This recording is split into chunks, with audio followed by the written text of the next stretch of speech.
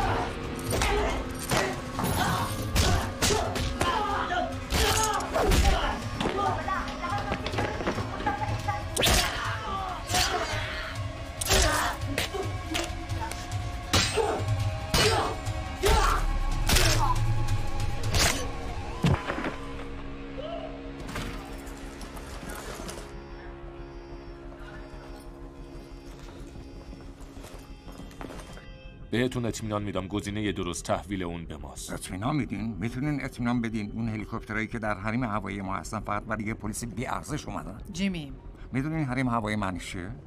مثل